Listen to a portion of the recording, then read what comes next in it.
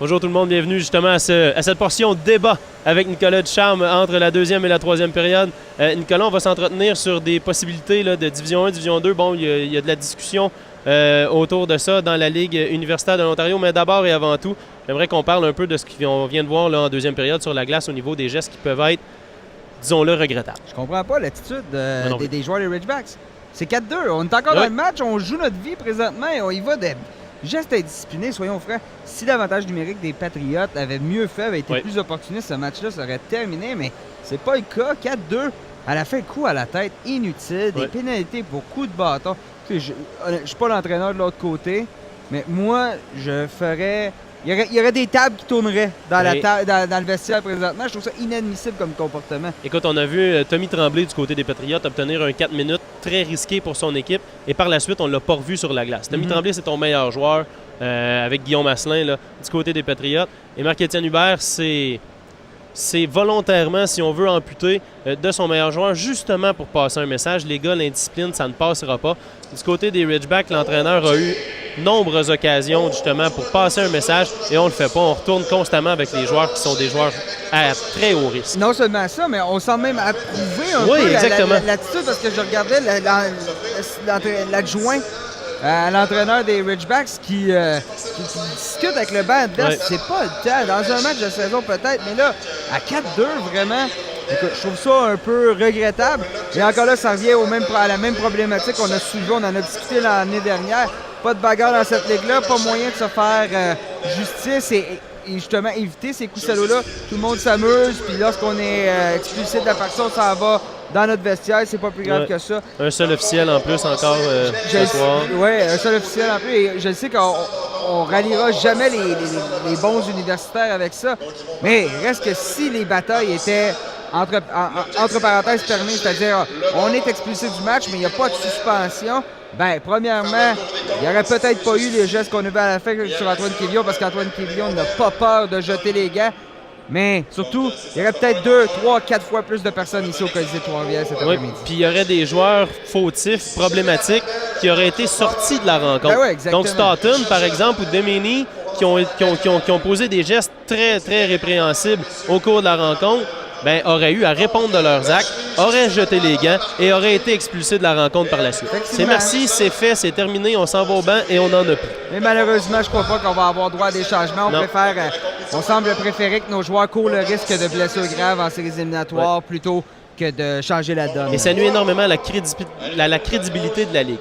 Parlant de crédibilité de la Ligue, il y a une des pistes de solution qui pourrait être envisagée, c'est-à-dire qu'on pourrait peut-être, un peu à l'instar de la NCAA aux États-Unis, avoir une Division 1 avec les meilleures équipes, une Division 2 avec les équipes un peu plus faibles. Donc, tu aurais, là, en ce moment, il y a 10 équipes dans l'Est, 10 équipes dans l'Ouest dans la Ligue universitaire de l'Ontario. On aurait 5 équipes dans l'Est, Division A, 5 équipes dans l'Est, Division B. Même chose du côté de l'Ouest. Moi, je pense qu'il y a une piste de solution envisageable de ce côté-là. De ton côté, tu es moins d'accord. Ben, j'haïs totalement cette idée-là. Totalement. Et là, pourquoi j'haïs cette idée? C'est parce que je crois pas que diviser les équipes va permettre aux programmes les plus faibles. Mais bon, c'est un vieux débat. Qu'est-ce qu'on fait avec les 6 pires équipes, là, celles qui sont dans les bas-fonds? Qui ont remporté 4 victoires dans les 40 dernières années. Exactement. Les RMC de ce monde là, et les Brock de ce monde. Mais quand même, je maintiens que ce n'est pas en les excluant qu'on va pouvoir les aider à s'améliorer. Tu me parlais, pour avoir un système de promotion, tout ça. Au final, qu'est-ce que ça donne? Je comprends l'exemple d'NCA, mais dans l'NCA, il y a des centaines et des centaines de programmes. Ici, dans les sports universitaires de l'Ontario, il y en a 20. Donc, qu'est-ce que ça va donner de plus? Moi, personnellement, je vois pas. En plus, si on y va avec un système de promotion, bien malheureusement, on va pas avoir droit à des belles histoires comme les Golden Girls de Queens qui, l'an dernier, étaient parmi le bas du classement dans l'Est. Cette année, passé près de finir premier. Vice-versa, Ryerson, qui était parmi les risées de la Ligue l'an dernier. Cette année, dans l'Ouest, cette fois, on frôle avec le premier rang. Et vice-versa, on aurait Waterloo qui serait dans le premier groupe. Il y a Waterloo l'an dernier, championnat canadien. Cette année, bien, ils ont fini, ils n'ont même pas fait les séries. Donc, je pense pas que c'est une solution. Je préfère qu'on travaille tous, peut-être d'ajouter des matchs. Moi, ce que je ferais, c'est que j'ajouterais des matchs. Bon, au lieu d'en avoir 28, on en aurait 32, 34. Une semaine de plus en décembre et on pourrait commencer les séries peut-être une semaine plus tard présentement. Au lieu d'être en première ronde, on sera encore dans le calendrier régulier. Et à ce moment-là, d'organiser les matchs, on a vu McGill 2 fois. Les Patriots McGill 2 fois. Impossible. Pourquoi pas voir ça 4 fois? Pourquoi pas affronter Western une fois de plus dans l'année? Carleton, exactement. Donc, avoir droit pour les équipes de tête à de gros défis. Oui, ça va rendre l'horaire un peu plus difficile, la cédule un peu plus difficile, mais au final, de toute façon, les 3, 4, cette année, c'est 3. On a eu droit à une course à 4 équipes pour le premier rang, mais d'habitude, c'est la première fois depuis... C'était réglé il y a très, très longtemps. Donc, de toute façon, qu'est-ce que ça va changer au classement? Peu pour les équipes de tête. Donc, au final, moi, je crois que ce qui va être... Ce serait l'option la plus intéressante. Plus de matchs et plus relevé pour les équipes de tête, moins relevé pour les équipes de bas de classement. Moi, là où j'aime bien l'idée de la Division 1, Division 2, je comprends tout à fait ton point, c'est qu'on peut peut-être... C'est sûr qu'on n'aide pas nécessairement les plus petits programmes à accéder au plus haut niveau. Mais ces petits programmes-là, de toute façon, n'accéderont pas au plus haut niveau rapidement. Et en faisant ça, je pense... du moins, je pense que tu protèges tes gros programmes et tu t'assures que ces gros programmes-là, année après année, puissent engranger un petit peu plus de profit, un petit peu plus d'argent. Puis là, à ce moment-là, tu peux avoir un petit peu plus de crédibilité dans ta ligue. Là, à ce moment-là, tu peux avoir des équipes qui vont être au niveau de UNB ou au niveau des Dinos de Calgary. Les Patriots, les Redmond, Carleton, c'est des très bonnes équipes. Mais une séquence de victoires comme on a vu cette année avec 13 victoires consécutives où on affronte, écoute, là, 2 fois Laurentienne, Nipissing 2 fois là-dedans, RMC, je comprends, oui, c'est 13 victoires de suite, mais c'est 13 victoires données.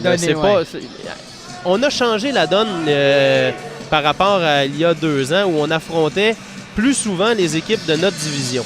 C'est-à-dire qu'on affrontait 4 fois McGill, 4 fois Ottawa, 4 fois Carleton.